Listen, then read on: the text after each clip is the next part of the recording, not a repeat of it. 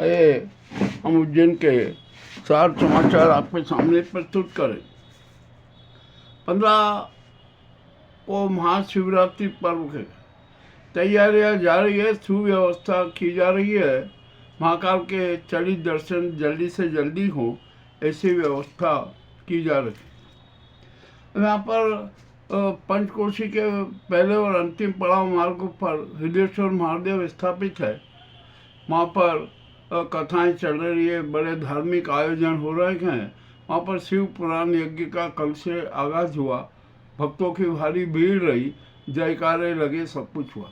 और इसी अवसर पर वहाँ पर जो भक्तों को भोजन कराया जाता है, तो वहाँ पर चंद्रकला शर्मा भक्त ने 21,000 रुपये दान में दिए सहयोग के लिए।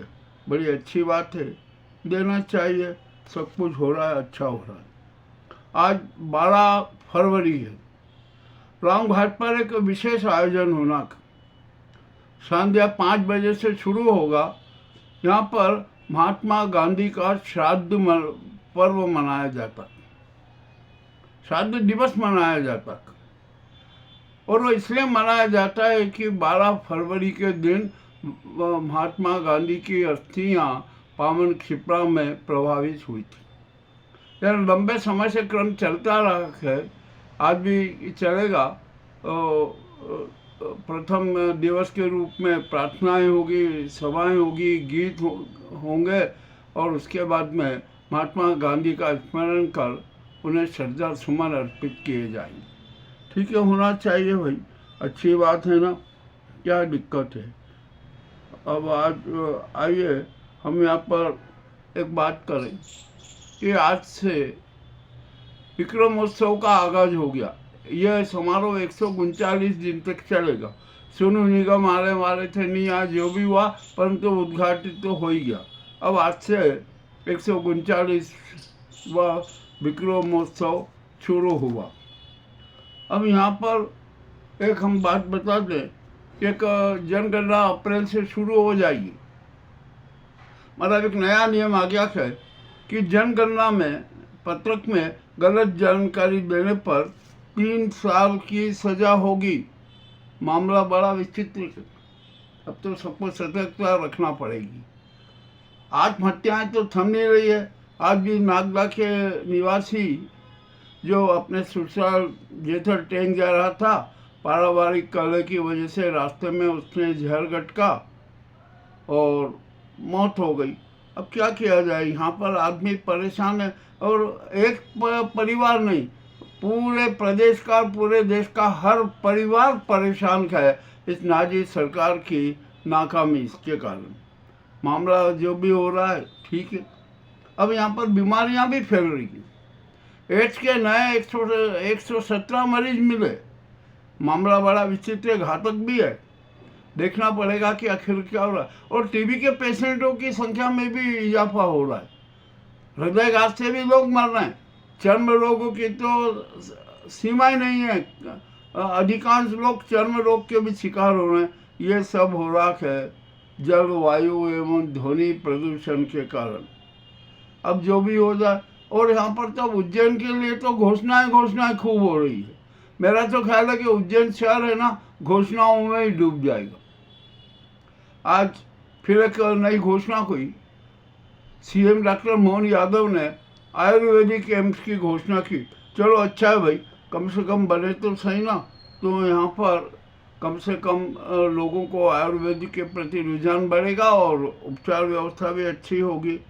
अब यहाँ पर घाट निर्माण चल रहा, जीवन खेड़ी में भी चला, वहाँ पर हुआ। वहाँ पर अनेक मजदूर सेवारत थे। आज घाट निर्माण की एक दीवार अचानक गिर जाने से एक श्रमिक की मौत हो गई। याद रखेंगे भाई, शहादती मानी जाएगी ना। श्रमिक मर रहे हैं तो क्या हो गया, ठीक है ना।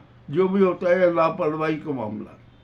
अब ये सड़क का कंठाल से छत्री चौक का मार्ग चौड़ीकरण हो रहा है। ये 2 हिस्सों में होगा। आज कंठाल से सती गेट तक के नोटिस बटना शुरू हो गए। नाप के साथ ही हाथ के हाथ नोटिस भी दिए जा रहे। बीच में एक हनुमान जी का मंदिर है, वह भी प्रभावित होगा। उसकी भी व्यवस्था कर दी जाएगी। अब यहाँ पर नागरिकों का एक और काम है, वो काम बचा है कि सर्टिफिकेट को जो कि पुरातत्व की जरूरत है उसको संरक्षित किया जाए, वो बिल्कुल सेंटर में हो। ये भी हो रहा, तो इसके लिए सर्टिफिकेट के पूरे उसमें एक सर्कल बनाया जाए ताकि मार्ग सर्टिफिकेट पूरा सुरक्षित रहे और सारी सुविधा। इसके लिए यदि 2-2 फीट जगह और ज़्यादा भी ले ली जाती है ना तो कोई अर्ज नहीं, और नागरिक भी देने को तैयार है कि भैया आप ये ले लो, पर यहाँ सर्कल जरूर बना। इस सर्कल से किसी के पेट में दर्द नहीं है, किंतु का एक भाजपा नेता के पेट में दर्द हुआ, उन्होंने विरोध जताया किंतु वो विरोध में नाकाम हुआ और वहाँ सर्टिफिकेट पर सर्कल बनेगा, ये भी स्पष्ट हो गया। मामला ठीक है ना। अब देखते हैं क्या होता है क्या नहीं होता है। अब यहाँ पर जो ये प्रमुख समाचारों तो आपने पढ़ दिए। यातायात अराजकता चरम पर है, हम कुछ कह नहीं सकते, न पुलिस के बात में फोर्स है, न कोई व्यवस्था सुधारने का। सेंट्रल पार्किंग हो रहा है, व्यापारियों के दोनों से तरफ वाहन खड़े हुए, एकांगी मार्ग का पालन नहीं हो रहा। और सफाई व्यवस्था तो बिल्कुल ही दोस्त है। आयुक्त महोदय जरा सफाई व्यवस्था का निरीक्षण तो करे, गटर में देखें कि कितना कचरा है, और सफाई कर्मी भी कुछ आधा करते हैं, आधा समय गटरों में कर देते हैं। ये भी पूरा चल रहा। शुद्ध पानी की तो आप आशा छोड़ दीजिए, अब शुद्ध पानी नहीं मिलेगा। मामला बड़ा विस्तृत हो गया। अब यहाँ पर कंठाल से छत्तीस चौक के बीच में सबसे पहले सीवरेज का काम होगा।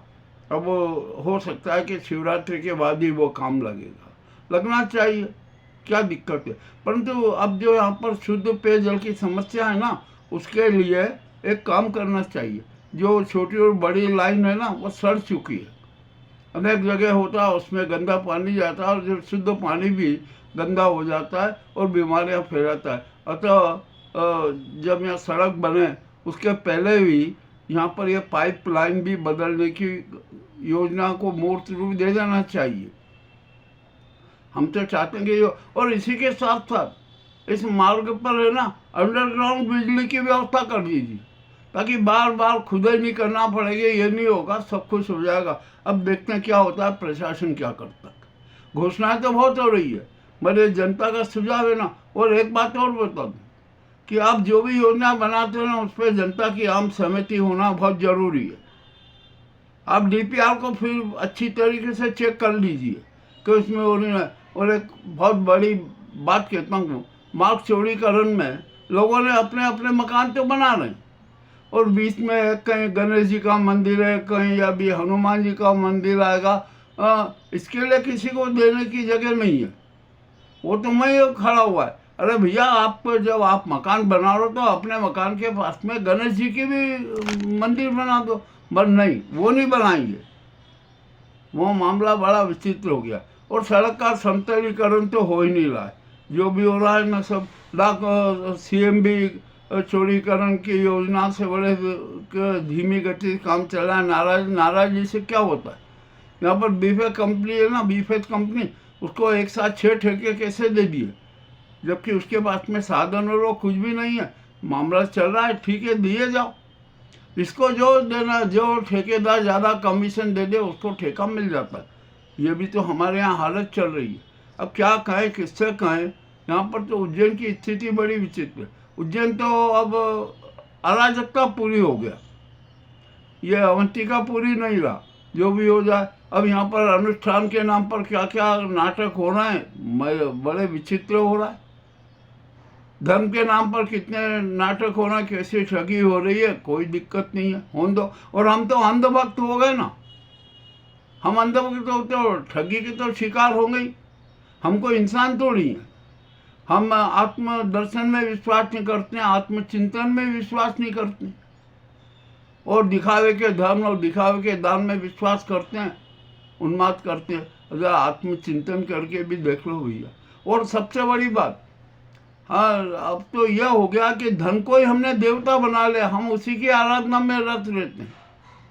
बस धन आ गया यानी देवता आ गए, कोई सेवा भाव से मतलब नहीं, किसी भी प्रकार के जो सत्य प्रियता से मतलब नहीं। टोपेबाजी करना है, कैसे करना है। जब मैं लोगों की चर्चाएं सुनता हूँ तो बड़ा हैरत में लगता हूँ कि छोटे से बड़ा सब अपने अपने धंधे में और स्वार्थ में लिखते हैं। सबको चाहिए माल माल माल। अब माल ये लेना है ना तो ठीक है, आप हो जाओ, परंतु मृत्यु के माल हो ये भी ध्यान रखना। किसी भी समय मृत्यु है ना, आपको उठा के ले जाएगी, सब यहीं पड़ा रह जाएगा, ये माल हो गया। अब यहाँ पर जब कल से हमने जब से सोने और चांदी में मिलावट की ने बात कही ना, तो हड़कंप मचा हुआ है। अब तो जो सोना खरीदने वाले भी कह रहे लाल झाई वाला सोना भी हमें अब तो शंकास्पद लगने लगा। हॉलमार्क्स वाले सोने पर भी अब तो शंकाएं खड़ी होंगी। जब हॉलमार्क्स लगा हुआ है तो 100% की वापसी होना चाहिए, क्यों वहाँ पर 5-6% कम करके वापसी की जाती है? यानी कहीं ना कहीं सोने में भी मिलावट हो रही। अब ठीक है, ठगना है ना, और ठगेंगे क्योंकि धन देवता को प्रसन्न करना है। यदि ठगी नहीं करेंगे तो धन देवता नाराज हो जाएंगे, कंगाली आ जाएगी, हम कंगाल हो जाएंगे। तो इसीलिए जो देखो वो है ना, सब धन देवता को प्रसन्न करने में लगे हुए हैं। किसी को सत्संग से, सत्य से, सच्चे धर्म से, सनातन धर्म से, सेवावाद से कोई सरोकार नहीं। ये उज्जैन के कड़वे समाचार हमने आपको प्रस्तुत किए। और यहाँ पर जरा जरा सी बात में विवाद होते हैं। जरा से विवाद में आज एक युवक ने अपने साथी पर ही डराते से हमला कर दिया। यहाँ पर कितनी जगह आपस में टकराव होते रहते हैं। लोग अवैध शराब बेच रहे, बाइक पर ला ला के बेच रहे, पकड़ा भी रहे। यहाँ पर गली गली में रेल चल रही है, ड्रग्स के नशेलची हो गए, और यहाँ शराब का तो धंधा कारोबार बड़ा चल रहा है। अब शराब भी महंगी होने वाली तो और ज़्यादा धंधा चलेगा। मामला तो सब विचित्र हो रहा है। यानी उज्जैन जो कभी आध्यात्मिक शहर था ना, अब तो पर्यटकीय शहर हो गया। तो भैया अब एक काम करो, महाकाल की अस्तित्व की रक्षा करना है, गोप मंदिर की रक्षा करना है, साक्षी गोपाल मंदिर की रक्षा करना है, अन्य जो प्रसिद्ध मंदिर हैं उनकी भी रक्षा करना है। तो इसके लिए काम करो कि कहीं भी जगह देख लो और पर्यटकीय महाकाल बना दो, पर्यटकीय महाकाल बना दो। वहाँ पर जो जितने पर्यटक के बिना वो महाकाल वहाँ है, वहाँ चले जाओ, वहाँ दर्शन कर लो। चाहे शराब पी के जाओ, कुछ भी जाओ, वहाँ पर गले में हाथ डाल के करो, रोमांस करो, उसमें सब कुछ जायज़ हो जाएगा। चलिए ठीक है, अब ये भी हो गया। अब एक बहुत बड़ा सवाल आया, महाकाल महालोक बना, पहले योजना थी 400 करोड़ की, फिर 900 करोड़ की हुई, फिर वो 1300 करोड़ की हो गई। मामला तो बड़ा विचित्र हो गया। अब वहाँ पर अभी सवाल आया कि जो 1300 करोड़ रुपये फूंक दिए, किसने क्या क्या घोटाला किया, सब कुछ हो गया। अब वहाँ पर नया सवाल आया कि अरे नहीं नहीं, सभी पुरानी मूर्तियाँ हटाई जाएगी और यहाँ पर 99 नई मूर्तियाँ लगाई जाएगी।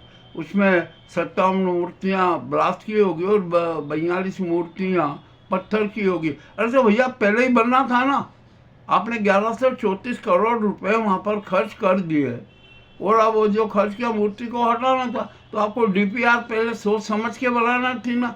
अब जनता मांग कर रही है कि महाकाल महालोक के निर्माण की सीबीआई जांच होना चाहिए। अब देखते हैं कब होती है सीबीआई जांच। यदि मध्य प्रदेश सरकार सीबीआई जांच का पत्र नहीं भेजेगी ना, तो जनता सीबीआई को भेजेगी और ये कहेगी कि अब आप सीबीआई का स्थायी ऑफिस यहाँ उज्जैन में डाल दीजिए, क्योंकि यहाँ पर अनेक प्रकार के शातिर खेल हैं। सरकारी अफसरों में दलाल बैठे, चंदाखोरी हो रही है, कमीशनबाजी हो रही है, ठेके देने में कमीशनबाजी हो रही है, ठेकेदार से भी मोटा माल की मांग की जा रही है। ये सब कुछ हो रहा है। और हमारे यहाँ की जो खुफिया तंत्र है ना, वो इस चीज़ को, हालांकि उसको भी नोटिस में आ जाता है, ऐसी बात नहीं है कि नहीं है, सब पता चल जाता है, परंतु वो अपने उच्च अफसरों के सामने नहीं रखते। और अफसर भी क्या करे, अफसर भी तो दबे हुए हैं ना। अरे वो कहते हैं मरने दो यार, जो चल रहा है अच्छा है, चलने दो। तो हमारा खुफिया तंत्र भी नकारा हो गया। और ऑटो वाले और ई रिक्शा वाले जैसी लूट मचाए में है ना, क्या कहा जाए, कुछ कहते ही नहीं बनती है। कुल मिलाकर उज्जैन की स्थिति शर्मदायक स्थिति बनती जा रही है। सार आप इसी में समझ लीजिए।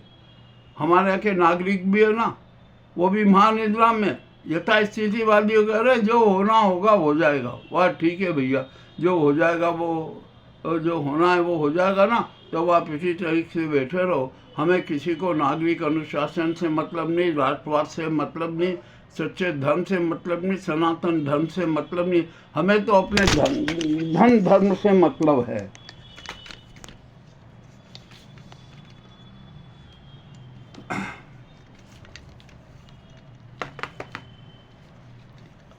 ये भी एक बड़ी समस्या।